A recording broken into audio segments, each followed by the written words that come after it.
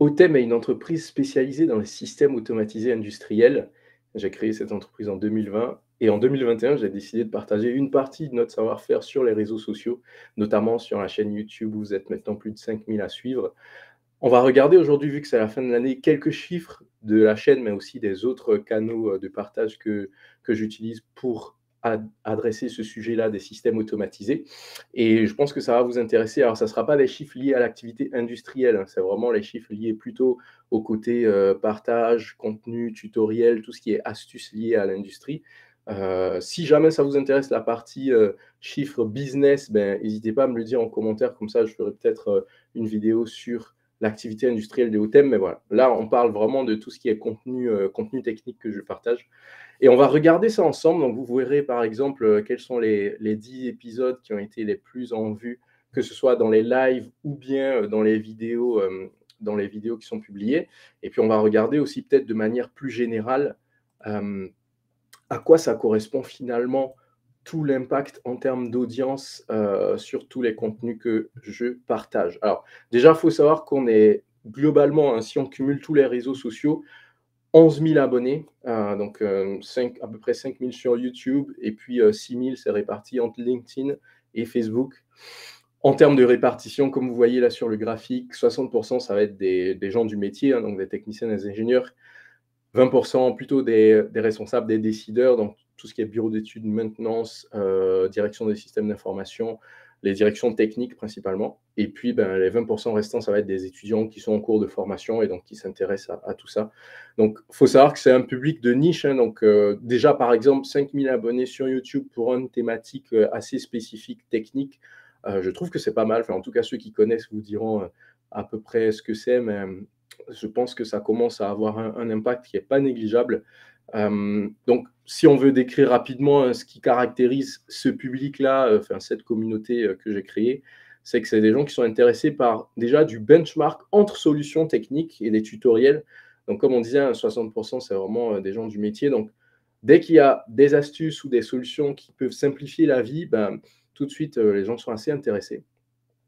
Il y a aussi quelque chose qui est intéressant, c'est que, ben, on a pas mal de partages finalement, au début, c'était un tout petit groupe et maintenant ça commence vraiment à être une communauté, des gens qui se connaissent, qui partagent des informations, qui se voient en dehors et tout ça, ça fait plaisir.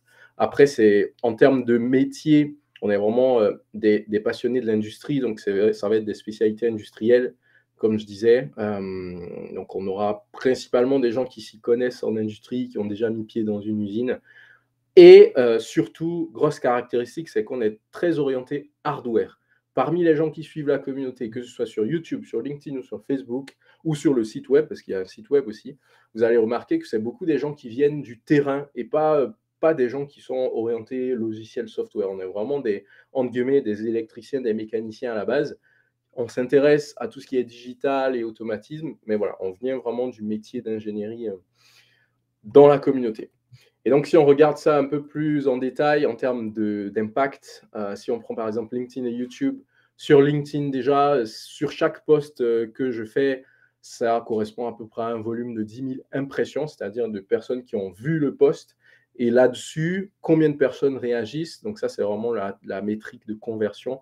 À peu près 20% de click-through rate, ça mesure à peu près l'intérêt actif, c'est-à-dire quand on regarde les clics, les commentaires, les likes, à peu près une personne sur 5 dans les 10 000 aura interagi avec le post. Donc, ça, je pense que ça correspond à un impact qui est assez intéressant. Et sur YouTube, ben, on mesure plutôt le temps de vidéo visionnée. Donc, on va dire à peu près 4 minutes pour chaque vidéo qui est ouverte par quelqu'un, donc la personne a passé 4 minutes, parfois un peu plus quand c'est les lives, ça peut monter jusqu'à 12 minutes. Pour des petites vidéos tutoriels, c'est autour de 2 minutes, mais voilà, 4, c'est une moyenne. Et en termes de vues par période, donc j'ai pris par exemple par mois, ça correspond à peu près à 13 000 vues, donc des personnes qui ont visionné une vidéo ou bien un live dans le mois. Ça fait à peu près, allez, si on fait grosse maille, 3 000 à peu près par semaine, donc, un impact qui est assez intéressant aussi. Je vous mets ça parce que j'ai eu des questions par rapport à l'audience et je pense que, voilà, vu que c'est la fin de l'année, c'est l'heure des bilans, c'est intéressant aussi de vous montrer ça pour que vous ayez aussi des éléments chiffrés derrière, tout ce qui se traduit en termes de contenu technique. Maintenant, on va regarder les contenus en eux-mêmes. Donc, je vous prends le cas de YouTube, là, on ne va pas tout faire, mais juste pour vous montrer dans par exemple, les diffusions live, les 10 lives qui ont été les plus regardés en classement du nombre de vues, hein, c'est souvent des ateliers finalement très orientés techniques, donc avec des astuces sur du motion, de la régulation, de l'automatisme, que ce soit programmation ou bien analyse fonctionnelle. Après, il y a pas mal de choses sur tout ce qui est diagnostic, se perfectionner, donc en termes de carrière finalement opérationnelle, comment est-ce qu'on arrive à évoluer et quelques éléments sur tout ce qui est réseau aussi qui ont été pas mal visionnés. Donc ça, c'est pour les lives. Et maintenant, si on regarde les vidéos, c'est-à-dire des choses qui ne sont pas diffusées en direct, mais qui restent accessibles sur la chaîne, là, vous allez voir que, par exemple, pour les lives, déjà, on est sur toute l'année 2023, là, donc si je sélectionne 2023, on est autour de 30 000 vues. Maintenant, si vous regardez pour les vidéos, ça correspond à peu près à 60 000 vues, 70 000 vues. Donc, faut se mettre dans la tête, voilà, 70% des gens qui regardent, ça va être plutôt pour voir les vidéos, les tutoriels, et puis 30%, ça va être des gens qui viennent participer aux événements live. Ça n'empêche pas qu'il y ait des gens qui regardent les deux, mais c'est pour vous donner un aperçu.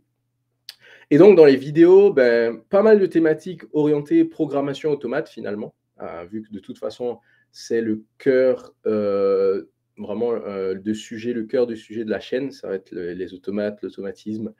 On a quelques éléments sur tout ce qui est IHM, donc interface homme-machine, et puis SCADA, donc supervision et puis pilotage opérationnel.